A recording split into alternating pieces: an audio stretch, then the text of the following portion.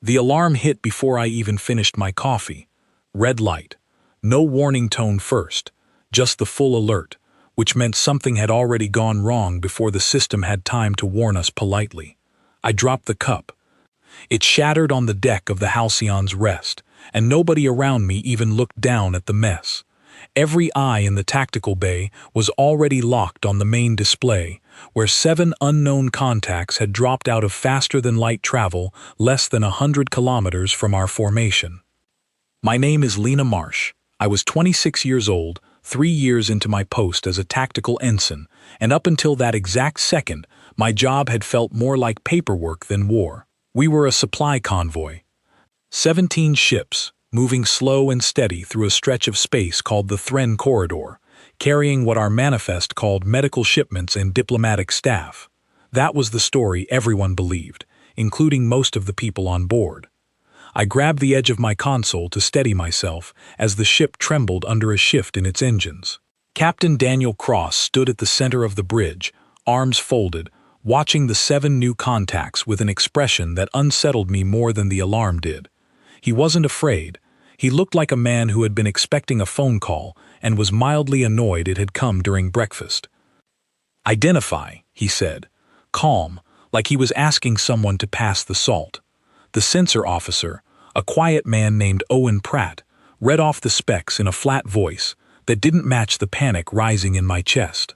7 vessels, heavy cruiser class, energy signatures match Yurkesh Dominion military drive cores. They're powering weapons. I had heard of the Yurkesh before. Everyone had. They were one of the older powers in this part of the galaxy, proud, aggressive, and famous for testing weaker species before deciding whether those species were worth negotiating with. They tested by hitting first and talking later, if they talked at all, and right now, according to every sensor reading on our board, they believed they had found an easy target. A convoy of slow supply ships with a few unarmed escorts wandering through contested space without proper protection. They had no idea what they had actually found.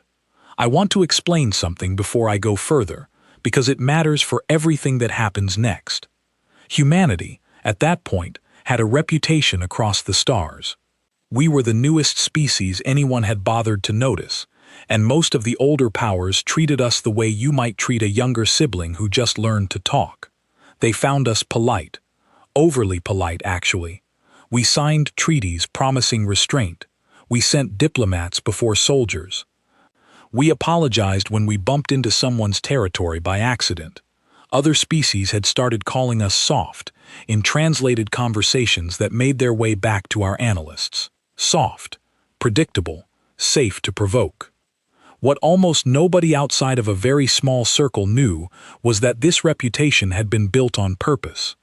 Slowly, carefully, over years, by people far above my pay grade. And convoys like ours, moving through corridors like this one, were not what they appeared to be. "Captain," Owen said, "they're hailing us." "Let them talk first," Cross said. "I want to hear what they think they're about to do." The voice that came through the comm system was low and rasping, translated a half-second late so that the alien's mouth movements on the video feed never quite matched the words. I couldn't see much of him, just a shape behind a dark visor, but the tone was unmistakable. He was not asking us to surrender, he was informing us that we already had. "Convoy vessels," the voice said, "power down your engines and prepare to be boarded. Resistance will not be tolerated from a species with no standing fleet in this region." Cross didn't answer right away. He glanced at me, then at Priya Nair, our executive officer, who was already keying something into her console with quick, practiced fingers. I realized, with a small chill down my spine, that this was not the first time they had rehearsed this exact moment. "Ensign Marsh," Cross said. "Status on the rest of the formation." I pulled up the wider tactical display, and that's when I noticed something I had somehow missed in the chaos of the first alarm. Our 17 ships were not moving the way frightened cargo vessels should move. They were not scattering. They were not broadcasting distress calls or begging for mercy on open channels. Every single one of them was quietly rotating into a formation I had only seen once before, in a training simulation that our instructors had refused to explain in detail. "They're forming up," I said. "All ships, converging pattern, defensive envelope around the lead vessels." "Good," Cross said. "Right on schedule." Right on schedule. Those 3 words stuck with me, because they told me everything I needed to know in that instant. This was not an accident. This was not luck. Someone somewhere far above the Halcyon's rest had expected this exact kind of attack, on this exact kind of convoy, and had planned for it long before I ever poured that cup of coffee I never got to drink. The Yurkesh commander repeated his demand, sharper this time, clearly annoyed that we had not immediately powered down. "This is your final warning. Power down or be destroyed." Cross finally stepped forward, close enough to the comm pickup that his voice would carry clean and steady. He didn't raise his voice. He didn't sound angry. If anything, he sounded almost gentle, the way you might sound explaining something simple to someone who had made an honest mistake. "You have the wrong convoy," he said. There was a pause on the other end. I imagined, though I couldn't see it, some confusion rippling through their bridge. The kind of confusion that comes when your prey doesn't behave like prey. "Belay that," Cross said to our own crew, and his tone changed instantly, dropping the calm and picking up something sharper. "All ships, drop cargo shielding. Bring primary systems online. Weapons free on my mark." I stared at my console as, one by one, 17 supply ships did something no supply ship should be capable of doing. Panels along their hulls folded open and slid back, revealing weapon housings that had been hidden beneath false plating the entire journey. What had looked like slow, lumbering cargo haulers were peeling away their disguise like snakes shedding old skin, and underneath they were something else entirely. My own station lit up with new readings, weapons I hadn't even known the Halcyon's rest carried, now fully powered and waiting for my input. My hands were shaking, not from fear exactly, but from the sudden, dizzying realization of what I had actually been serving on this entire time.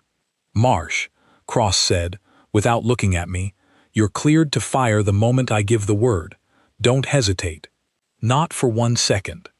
"Understood," I said, and I was surprised at how steady my own voice came out. On the display, the Yurkesh cruisers were beginning to react, their formation shifting from confident and lazy to something tighter, more careful.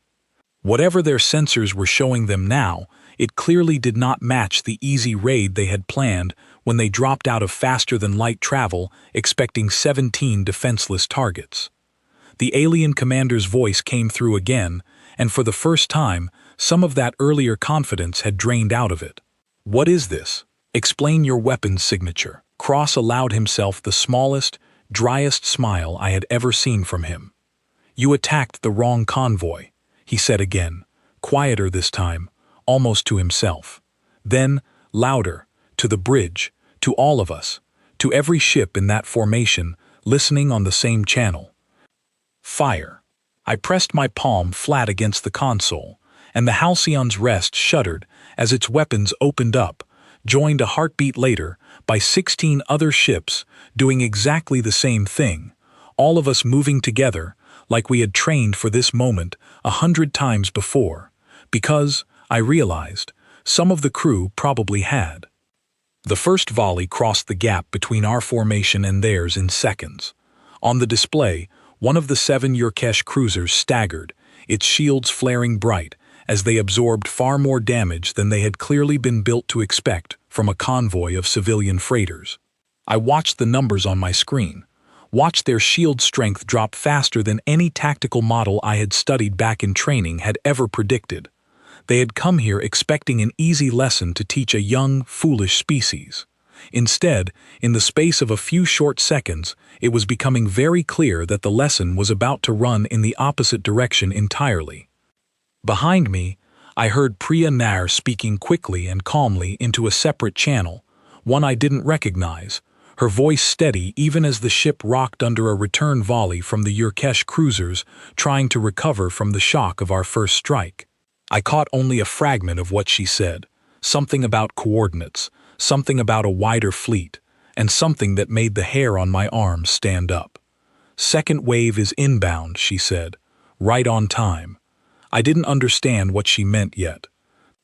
All I knew, in that moment, staring at the tactical display while alarms blinked around me and the deck trembled beneath my boots, was that this convoy, this quiet, boring, unremarkable supply run that I had complained about only days earlier for being dull, was not what any of us had been told it was. We were not simply carrying medicine and diplomats through a dangerous stretch of space.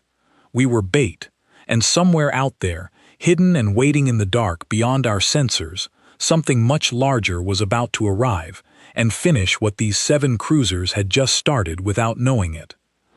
The Yurkesh commander was shouting something now, his translated voice cracking with static and something that sounded very much like alarm, but I had already stopped listening to him.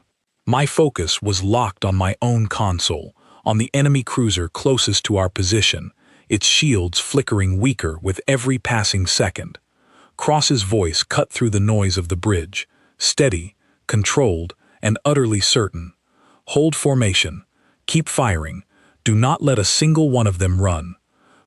I looked up at the display one more time, at the 7 proud cruisers that had dropped out of faster-than-light travel, expecting to terrify a convoy of frightened, unarmed humans into surrender.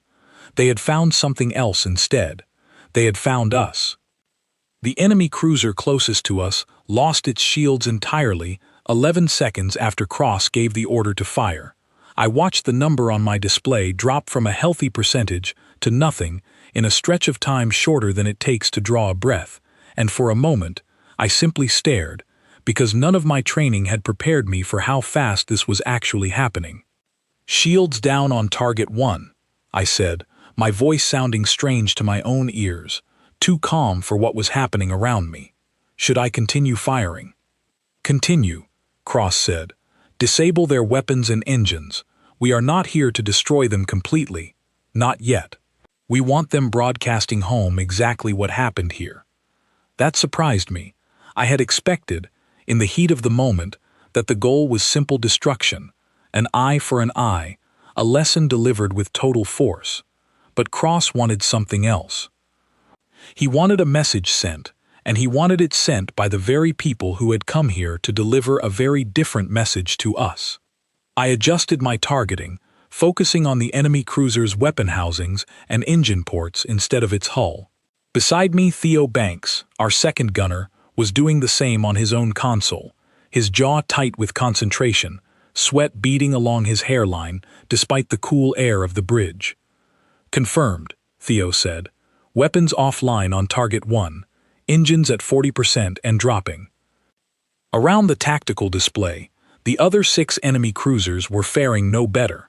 Our formation, which I now understood had been carefully rehearsed long before I ever stepped onto this ship, was working with a precision that made the Yurkesh attack look clumsy and rushed by comparison. Every human vessel had a role, a target, and a purpose, and none of them seemed the least bit surprised by what was happening. I finally understood, watching it unfold, that I had been the only one on this bridge who didn't know the true nature of our mission. Everyone else, from Cross down to the quietest technician monitoring engine output, had known exactly what this convoy really was. I felt a flash of something close to anger at being kept in the dark, but there was no time to dwell on it. The battle demanded my full attention, and some distant part of my mind noted that being kept in the dark had probably been necessary. A convoy full of people who knew the truth might have acted differently long before the Yurkesh ever arrived, and any change in our behavior could have tipped off enemy scouts watching from a distance. The Yurkesh commander's voice came through the comm again, no longer confident, no longer demanding. Now it was edged with something closer to confusion, maybe even the beginning of fear. "Cease fire," he said. "We will withdraw. This encounter will be reported as a misunderstanding." Cross didn't even look toward the comm station. "Denied," he said simply. I glanced at him, startled by the flatness of his answer. Somewhere in my mind, the old reputation of humanity as gentle, forgiving, endlessly diplomatic still lingered, and some part of me expected him to accept the offer, to let them limp away in exchange for a promise of peace. But Cross's expression didn't waver. "They came here to raid a convoy they believed was defenseless," he said, mostly to me, though his eyes stayed on the display.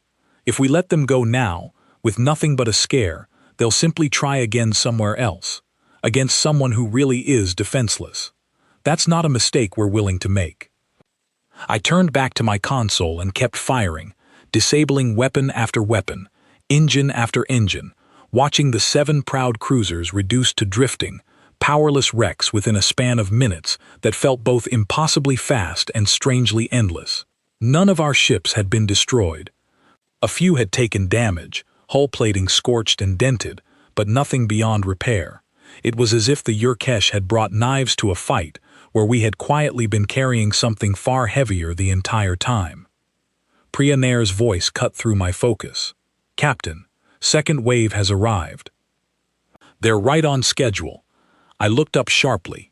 On the far edge of the tactical display, a cluster of new contacts bloomed into existence, dropping out of faster-than-light travel in a formation so tight and controlled it looked almost like a single organism unfolding, rather than dozens of separate ships arriving. These were not disguised cargo vessels. These were warships, sleek and dark, built for exactly one purpose, and they had clearly been shadowing our convoy from somewhere just outside normal sensor range, cloaked and silent, waiting for a signal. "That's the real escort," I said quietly, more to myself than to anyone else. Owen Pratt, still monitoring sensors, gave a short nod without turning around. "Confirmed. Strike Wing Designation Falcon Group. They've been trailing us since we left the last waypoint." I sat back slightly in my chair, trying to absorb the scale of what I was seeing. The entire convoy, all 17 ships, had been a deliberate lure, a slow, tempting target moving through contested space, dressed up as something weak and valuable, specifically designed to draw out exactly the kind of predator that had just attacked us. And the whole time, an entire hidden fleet had been following behind us, invisible, waiting for the moment the trap needed to close. The Yurkesh commander's voice returned to the comm, and this time there was no mistaking the fear in it, even through the awkward half-second delay of translation. "New contacts detected. Identify yourselves. We are requesting immediate cessation of hostilities." Cross finally turned to face the comm pickup directly, and when he spoke, his voice carried a weight I hadn't heard from him before, quiet but absolute. "You were briefed on our diplomatic policy before you crossed into this region," he said. "Restraint, patience, a willingness to talk before we act. That briefing was accurate, as far as it went. What nobody told you is what happens when that patience runs out." There was silence on the other end, the kind of silence that told me the enemy commander understood, perhaps for the first time, that he had made a catastrophic miscalculation. His scouts, wherever they had gathered their information, had clearly reported humanity as an easy target, a species that would beg and negotiate rather than fight. That report, whoever had written it, was about to be proven disastrously wrong. Falcon Group closed the distance with a speed that made our own convoy's earlier defensive maneuvers look sluggish by comparison. I watched their formation split smoothly, half moving to reinforce our position directly, the other half sweeping wide to cut off any possible retreat vector the surviving Yurkesh cruisers might have used to escape into faster-than-light travel. It was elegant. It was ruthless. And it was clearly the product of planning that had taken far longer than the length of this single mission. "They're trying to run," Owen said, watching the sensor readings. "Two of the cruisers are attempting an emergency FTL jump." "They won't make it," Priya said, without looking up from her console. "Falcon Group is already deploying interdiction fields." Sure enough, on the display, I watched 2 shimmering fields of distorted space bloom outward from the newly arrived warships, wrapping around the fleeing Yurkesh cruisers like invisible nets. Their engines flared bright, straining against something they couldn't see and couldn't escape, and then, one after another, both attempts at faster-than-light travel simply failed, leaving the cruisers stranded exactly where they were, drifting helplessly within range of our combined firepower. I felt something strange settle over me as I watched it happen, a mixture of awe and unease. Awe, because the coordination on display was more impressive than anything I had studied in 3 years of training. Unease, because I was beginning to understand just how much of humanity's public reputation had been carefully constructed, layer by layer, specifically to hide capability like this, until the exact right moment. "Captain," I said, unable to stop myself from asking, "how long has this been planned?" "All of it. The convoy, the disguised ships, the hidden fleet." Cross glanced at me, and for a moment something almost sympathetic crossed his face, as if he understood exactly what I was feeling in that moment. The disorientation of realizing the world was not quite what I had believed it to be. "Longer than your entire career, Ensign," he said. "This corridor has seen 6 similar raids against smaller, less protected convoys over the past 2 years. Real convoys, undefended ones, carrying real medical supplies and real diplomatic staff who had no idea what they were walking into.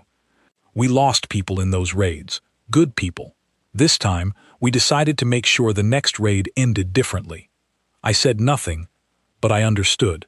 This wasn't about revenge. Not exactly.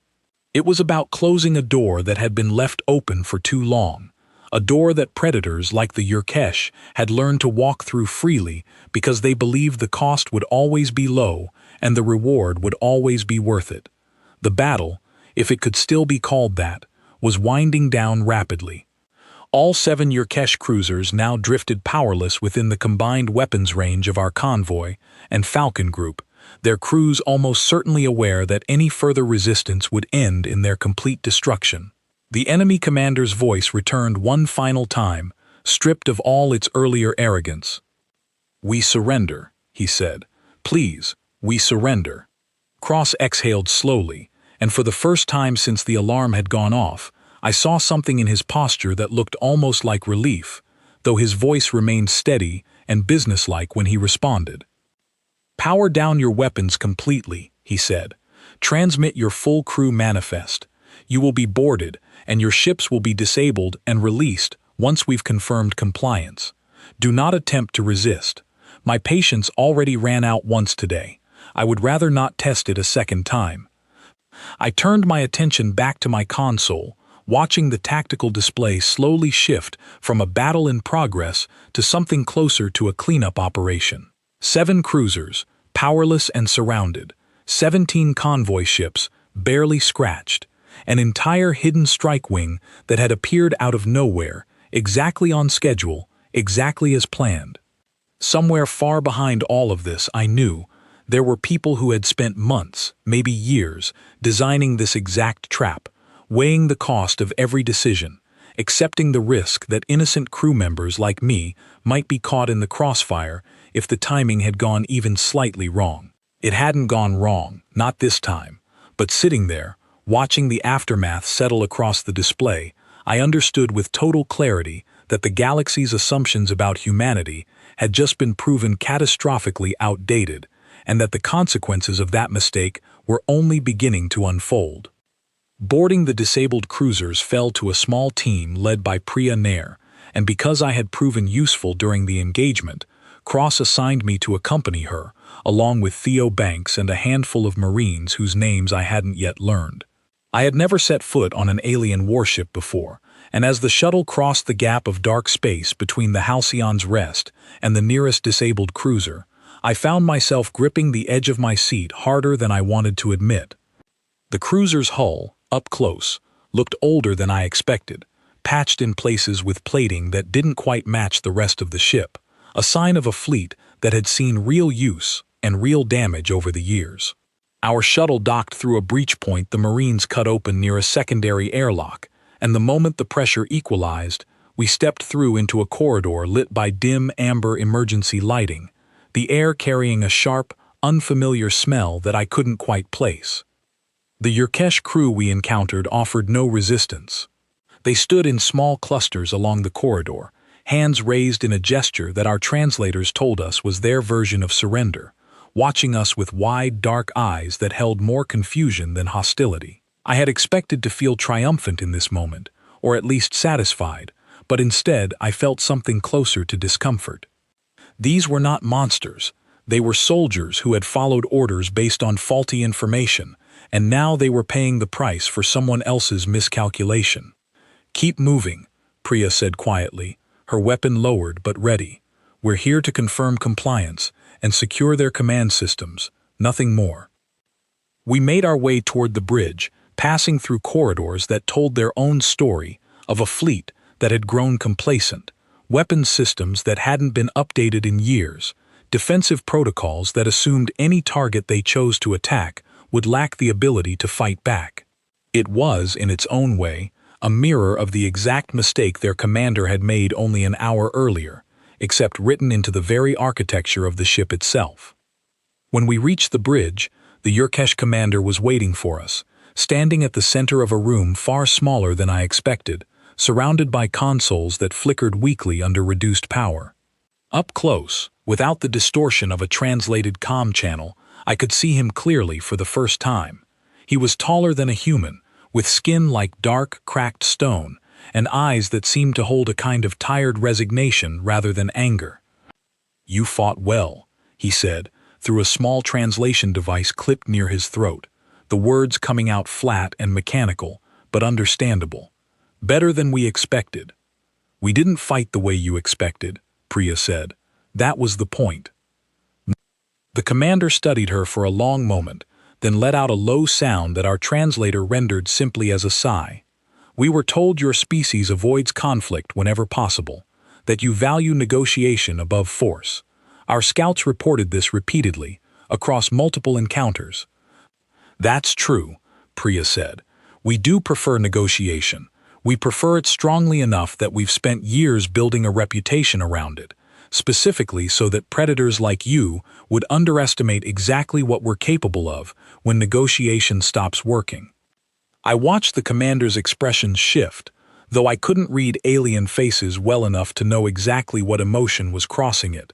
Something like understanding, maybe, mixed with a bitterness that came from realizing he had walked directly into a trap built from his own assumptions. "This corridor has cost my people 6 successful raids over the past several years," Priya continued, her voice calm but firm. 6 convoys, real convoys, carrying real supplies and real people who had no way to defend themselves. We let those losses happen while we prepared a response, because a hasty response would have taught your fleet nothing except that we could be provoked into recklessness. Today was different. Today you weren't raiding a defenseless convoy. You were walking into exactly the response we designed for you." The commander lowered his head slightly, a gesture that seemed almost universal in its meaning, an acknowledgement of defeat. "What happens to my crew now?" "Your weapons and engines will remain disabled until our engineers confirm your ships pose no further threat," Priya said. "Then you'll be released, along with a full report of what happened here, which you will carry back to your command structure. We want this understood clearly, not just by you, but by everyone above you. This corridor is no longer an easy target. Any future attempt against a human convoy, disguised or otherwise, will receive the same response, or worse." I stood slightly behind Priya during this exchange, absorbing every word, and I found myself thinking about the wider implications of what she was saying. This wasn't just about punishing one overconfident commander. This was about sending a message across the entire region, a message that would ripple outward through diplomatic channels and military briefings across dozens of species who had, until now, treated humanity's patience as a weakness to exploit rather than a choice we had made deliberately. As our team worked to secure the cruiser's command systems, I found myself pulled aside by Theo, who had been quiet for most of the boarding operation, clearly processing the same disorientation I had felt earlier on the bridge of the Halcyon's Rest. "Did you know?" he asked quietly, glancing around to make sure we weren't overheard. "About any of this? The disguised ships, the hidden fleet?" "No," I admitted. "I found out the same way you did, in the middle of it." He nodded slowly, staring down the dim corridor toward the bridge where Priya was still speaking with the commander. "It's strange," he said. "I always believed the things people said about us, that we were the peaceful ones, the reasonable ones. I think I believed it because it made me feel good about being human, out here among species that have been fighting each other for thousands of years." "We still are peaceful," I said, though even as I said it, I wasn't entirely sure I believed it the way I once had. "We just decided that being peaceful doesn't mean being helpless." Theo didn't answer right away, and I understood why. It was a strange thing to reconcile, the image of humanity that had been carefully cultivated across the galaxy against the reality of what I had just witnessed, an entire hidden fleet capable of dismantling an experienced raiding party within minutes, and doing so with such calm precision that it felt almost rehearsed, because it was. Back aboard the Halcyon's Rest a few hours later, once the boarding operations had concluded and the disabled Yurkesh cruisers had been confirmed compliant, Cross called a brief meeting for the senior bridge crew, and to my surprise, included me among them. We gathered in a small briefing room just off the main bridge, and for the first time since the alarm had sounded, I had a moment to actually sit down and process everything that had happened. "I know some of you are feeling disoriented right now," Cross said, standing at the head of the table, his tone shifting into something more open and honest than the crisp commands he had given during the engagement. "Finding out the true nature of this convoy in the middle of an actual attack isn't how anyone would have chosen to learn it. I'm sorry for that. It was necessary, but I'm still sorry." Nobody spoke for a moment. I glanced around the table at the other officers, some of whom clearly already knew everything Cross was about to explain, and others, like me, who were hearing it for the first time in full. "This corridor sits along one of the busiest trade routes connecting several newer colonies to the wider galactic community," Cross continued. "For the past several years, it's also been a favorite hunting ground for raiders who assume any human convoy passing through is an easy target, because that's exactly the reputation we've built. Diplomatic, restrained, unwilling to escalate. That reputation has served us well in 100 different ways, opening doors that pure military strength never could, but it also has a cost. It invites exactly the kind of opportunistic attack we saw today. So this whole convoy was designed to draw them out," I said, more of a statement than a question. "Yes," Cross said. "Command identified a pattern in the raids over the last 2 years, and decided the best way to end that pattern permanently was to offer a target too tempting to resist, backed by a response too overwhelming to survive. It worked exactly as intended. 7 cruisers disabled, 0 significant human casualties, and a message that will reach every corner of Yurkesh Command within days, along with anyone else who happens to be listening." I thought about the commander I had spoken with only hours earlier, the tired resignation in his voice as he acknowledged the trap he had walked into. I thought about the 6 earlier raids Priya had mentioned, real convoys, real losses, real people who hadn't had the protection we had today. And slowly, the discomfort I had been feeling since the battle began started to settle into something closer to understanding. "What happens now?" Theo asked. "To the wider reputation, I mean. Once word of this gets out." Cross considered the question for a long moment before answering. "That's not entirely up to us," he said. "But I imagine a great many species across this region are about to reconsider some very old assumptions about what humanity is willing to do, and what we're actually capable of, when our patience finally runs out." I sat quietly for the rest of the briefing, listening as the senior officers discussed damage reports, prisoner logistics, and the eventual release of the disabled Yurkesh cruisers back into open space. My mind, though, kept drifting back to the image of that alien commander on his darkened bridge, admitting defeat with a kind of weary honesty that hadn't matched the arrogance of his first transmission hours earlier. The galaxy had expected diplomacy from us, endless patience, endless restraint. And for years, that expectation had been mostly accurate, carefully maintained, and quietly leveraged into influence and trust that pure force could never have earned. But underneath that patience, hidden behind disguised hulls and shadowing fleets, there had always been something else waiting, something the rest of the galaxy had chosen not to look for closely enough. Today, they had found it, and I had a growing feeling that the story of what happened in this corridor was about to travel much further than any of us on this bridge could fully predict. 3 days after the engagement, the Halcyon's Rest received orders to rendezvous with a larger fleet element for what Command called a debrief, though the tone of the message suggested something far more significant than a routine report.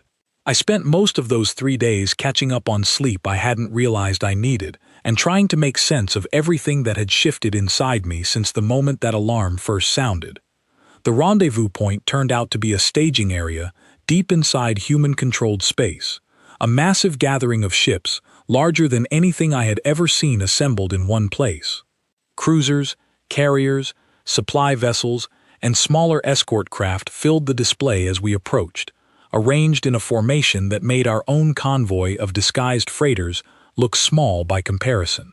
I stood near the observation deck alongside Theo, both of us silent as we took in the sheer scale of what humanity had apparently been building, quietly, out of sight of the wider galaxy. "I had no idea we had this many ships," Theo said quietly. "Neither did I admitted. "I don't think most people do." We were summoned, along with several other officers from the convoy, to a briefing aboard the fleet's central command vessel, a ship so large that walking from the docking bay to the briefing room took almost 10 minutes through corridors filled with crew moving purposefully in every direction. When we finally arrived, I found myself standing in a room with officers from across the fleet, all gathered to hear from someone whose rank insignia told me immediately that she stood far above anyone I had interacted with so far. Admiral Grace Bellamy was a tall woman with silver hair pulled back tightly and eyes that carried the kind of tiredness that comes from carrying responsibility for a very long time. She didn't waste time with lengthy introductions. Instead, she activated a display at the front of the room showing the wider region surrounding the Thren corridor, dotted with markers indicating diplomatic activity that had occurred in the days since our engagement. "By now," she said, "most of you understand what this convoy actually was, and what we accomplished by allowing that engagement to happen exactly as it did. What I want to walk you through now is what's happened since, because the consequences have moved faster than even I expected." She tapped a control, and the display shifted to show a series of intercepted communications, translated into readable text scrolling across the screen. I skimmed the messages quickly, catching fragments of urgent discussion between what appeared to be various Yurkesh command structures, each message carrying a tone of growing alarm. "Within 6 hours of the disabled cruisers reporting back," Bellamy continued, "the Yurkesh Dominion issued an internal directive suspending all further raiding activity against human convoys across this entire region, pending what they're calling a full reassessment of human military capability. That directive has since been picked up by intelligence networks belonging to at least 3 other regional powers, none of whom were directly involved in this engagement, but all of whom are apparently paying very close attention to what happened here." I glanced around the room at the other officers, watching their expressions shift as they absorbed the scale of what Bellamy was describing. This wasn't simply a single successful defense against a single raid. This was a ripple spreading outward across an entire region, touching species and governments who hadn't even been present for the engagement itself. "I want to be very clear about something," Bellamy said, her voice firm and deliberate. "This was not a decision made lightly. Deploying a trap of this scale carries real risk, and it required accepting the possibility of real casualties if the timing had gone wrong.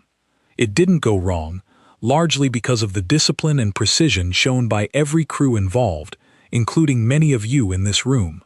But I want everyone to understand that this operation succeeded because it was measured, controlled, and proportional to the threat we were addressing. This is not the beginning of a broader campaign of aggression. It is the closing of a door that had been left open too long." Someone near the front of the room raised a hand, an officer I didn't recognize, older than most of us, with the kind of weathered look that suggested years of frontier service.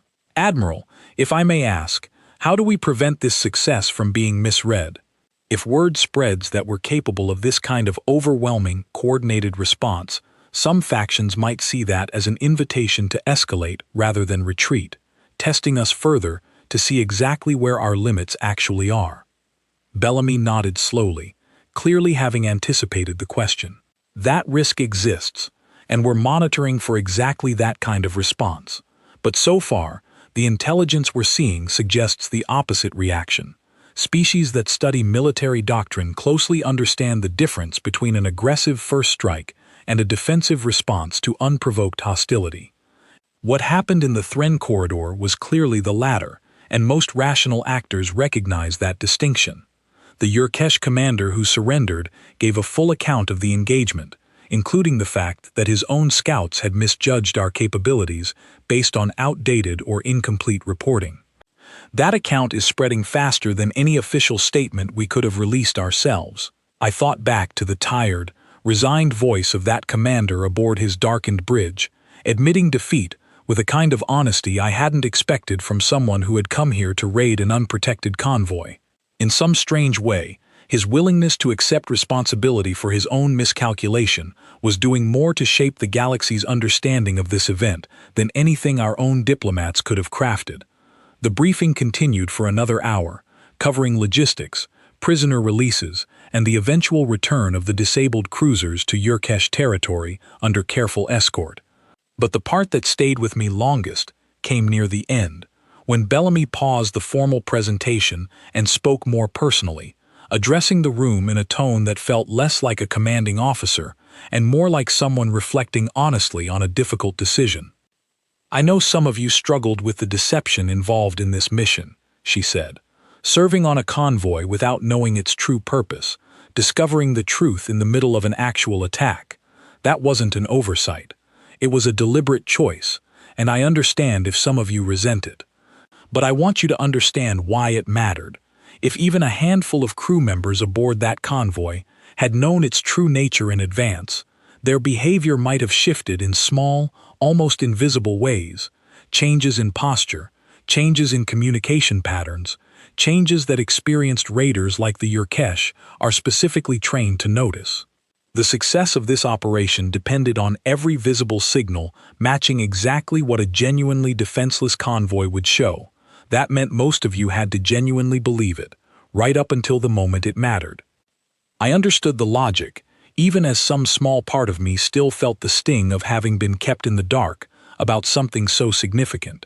Theo, sitting beside me, seemed to be wrestling with the same mixed feelings, his jaw tight as he listened. "I won't pretend this makes the deception easier to accept," Bellamy continued. "But I will say this. Every single one of you performed exactly as needed, under conditions of real uncertainty and real danger, without the comfort of knowing the outcome in advance. That took genuine courage, whether or not you realized at the time that you were showing it." After the briefing ended, I found myself walking slowly back toward the docking bay, alongside Priya Nair, who had remained mostly quiet throughout the session, despite clearly having known far more about the mission's true purpose from the beginning. "Did it bother you?" I asked her, "keeping something like this from the rest of us?" She considered the question for a long moment before answering. "It bothered me more than you might think," she said. "I've served with some of this crew for years. Watching people I care about walk into danger without full knowledge of what they were facing wasn't easy, even knowing the tactical necessity behind it. But I also trusted the plan, and I trusted the people who built it. That trust turned out to be justified. That doesn't erase the discomfort entirely, but it does make it easier to live with." I nodded, thinking about how strange it was that an entire operation of this scale had depended so heavily on ordinary people like me and Theo, simply doing our jobs honestly, without knowing the larger picture we were part of. In a strange way, our ignorance had been just as essential to the mission's success as the hidden weapons and disguised hulls. As we reached the docking bay and prepared to return to the Halcyon's Rest, I found myself pausing to look out through a viewport at the massive fleet gathered around us. Ship after ship representing years of careful planning and quiet preparation, that most of the galaxy had never been allowed to see. Somewhere out there, word of what happened in the Thren corridor was spreading through diplomatic channels and military briefings across dozens of different species, each one recalculating their assumptions about a species they had once dismissed as gentle, predictable, and safe to underestimate. I thought about the alien commander's tired voice one final time, admitting his own miscalculation with a kind of honesty that felt almost generous given the circumstances. Whatever else came from this engagement, I suspected that honesty would end up shaping the galaxy's understanding of humanity far more than any official statement ever could. 6 weeks passed before I truly understood how far the story of the Thren corridor had traveled. I was back aboard the Halcyon's Rest, assigned now to a genuine supply run, the kind I had once believed my earlier convoy duty had actually been, when Owen Pratt called me over to his station during a quiet shift, a strange look on his face. "You need to see this," he said, pulling up a translated news feed originating from a neutral diplomatic outpost several systems away, a place neither human nor Yurkesh, but populated by a species that made its living, gathering and selling information to anyone willing to pay for it. The report, once translated into readable text, described the Thren corridor engagement in surprising detail, clearly assembled from multiple sources, including what appeared to be leaked portions of the Yurkesh commander's own account. The tone of the report was cautious, analytical, careful to avoid taking sides, but the underlying message was unmistakable.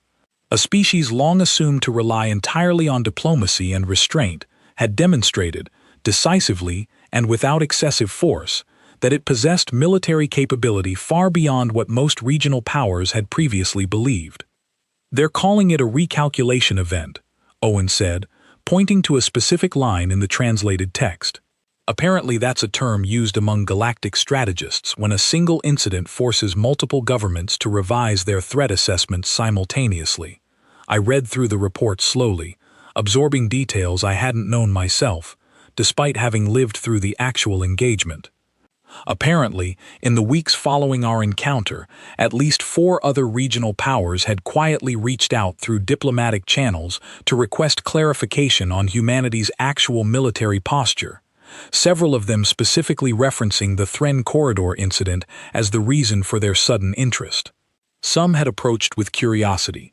Others, according to the report, had approached with something closer to caution, adjusting long-standing plans that had apparently assumed humanity would remain an easy target for the foreseeable future. "Do you think this changes anything for us?" I asked Owen, practically, I mean, day to day. He considered the question, leaning back in his chair. "I think it already has," he said. "Have you noticed the patrol schedules lately? We've had almost no unauthorized contact along any of the routes we've traveled since the engagement. Compare that to before, when barely a month went by without some kind of incident." I hadn't noticed, mostly because I had been too absorbed in my own routine to pay close attention to the broader patterns, but once Owen pointed it out, I realized he was right. The tension that had once hung over every long-haul supply run, the quiet awareness that any moment could bring an unexpected alarm, had faded into something closer to genuine calm. It wasn't that the danger had disappeared entirely, but the character of it had shifted, from constant low-level threat into something far less frequent and far more cautious. A few days later, I received an unexpected message requesting my presence at a small gathering aboard the fleet's Central Command vessel, the same ship where Admiral Bellamy had delivered her briefing weeks earlier. I assumed it was some kind of follow-up debrief, but when I arrived, I found the room arranged differently, less like a military briefing and more like a quiet reception, with officers from the original convoy mingling alongside a handful of unfamiliar faces wearing diplomatic insignia rather than military rank. Priya found me near the edge of the room and explained, in a low voice, that several of the diplomats present had been directly involved in negotiations that had opened up in the weeks following the engagement, negotiations that several previously hesitant regional powers had suddenly become eager to pursue. "They want trade agreements," she said, "security cooperation. A few of them are even asking about formal alliance discussions, which is something that was barely on the table before all of this happened. I found that strange, in a way I struggled to fully articulate. The engagement in the Thren corridor had been, at its core, an act of controlled violence, however justified, however carefully measured against 6 previous unprovoked raids. And yet here we were, weeks later, watching that same event open diplomatic doors that years of patient negotiation had struggled to unlock on its own. Admiral Bellamy arrived partway through the gathering, and unlike the formal briefing weeks earlier, her tone here was more relaxed, though still carrying the same underlying weight I had noticed before. She made her way slowly through the room, speaking briefly with different groups of officers, and eventually found her way to where Priya, Theo, and I were standing near one of the observation windows. "How are you all settling back into regular duty?" she asked, her tone genuinely curious rather than simply polite. "Quieter than expected," Theo admitted. "In a good way." Bellamy smiled slightly, though there was a tiredness behind it that suggested she understood better than any of us the cost that quiet had ultimately required. "That's the goal," she said. "Not constant conflict, just enough demonstrated capability that conflict becomes unnecessary in the first place. It's a difficult balance, and I won't pretend we always get it exactly right, but this time I think we did." I found myself thinking about the alien commander again, the one I had spoken with briefly aboard his disabled cruiser weeks earlier. I wondered what had happened to him since, whether his honest account of the engagement had helped or hurt his own standing among his people. Bellamy, as if sensing the direction of my thoughts, mentioned that intelligence reports suggested the commander had actually been promoted, rather than punished, praised by some factions within his own command structure for providing an accurate, unembellished account that had ultimately helped prevent further costly miscalculations by other Yurkesh forces. "There's a strange kind of respect that develops between rivals after an honest defeat," Bellamy said, "more than after a dishonest victory. He gave his people the truth, even when the truth reflected poorly on his own judgment. That kind of honesty tends to be remembered, even by people on the losing side of the story." As the gathering wound down and officers began drifting back toward their assigned duties, I found a quiet moment near the observation window, looking out at the vast expanse of stars beyond the glass, the same stars that had once felt distant and abstract before this entire experience had pulled me directly into the middle of something far larger than I had ever expected to be part of. I thought about the version of myself who had complained about the dullness of convoy duty only weeks earlier, unaware of the true nature of the mission I was serving on, unaware of the careful planning that had gone into every disguised hull and every quiet rehearsal our crew had apparently practiced without my knowledge. That version of myself felt distant now, replaced by someone who understood, in a way I hadn't before, exactly how much effort and risk went into maintaining the kind of peace most people took for granted. Priya joined me near the window, following my gaze out toward the stars. "Regretting joining the fleet?" she asked, a small trace of humor in her voice. "No," I said, and I meant it, just thinking about how differently I understand all of this now, compared to before. "That's fair," she said. "Most of us go through some version of that after something like this. The galaxy looks different once you've seen what's actually holding the piece together behind the scenes." I nodded, still watching the stars, thinking about the intercepted communications Owen had shown me days earlier, the growing wave of diplomatic caution spreading outward from a single engagement in a corridor most people back home had probably never even heard of. Somewhere out there, other species were revising old assumptions, rewriting old briefings, warning their own commanders not to mistake human patience for weakness, not to assume that restraint meant an absence of capability. I thought about one line in particular from the translated report Owen had shown me, a fragment supposedly intercepted from a third species entirely, one that hadn't even been directly involved in the engagement, passed along as a warning to their own fleet commanders operating anywhere near human-controlled space. It had stuck with me since I first read it, simple and direct, in a way that captured everything I had learned over the past several weeks, far better than any official briefing ever could.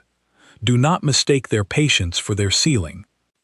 Standing there at the window, watching the quiet stars stretch out into the darkness beyond the fleet, I understood, finally and completely, exactly what that warning meant. Humanity's patience had never been a limitation.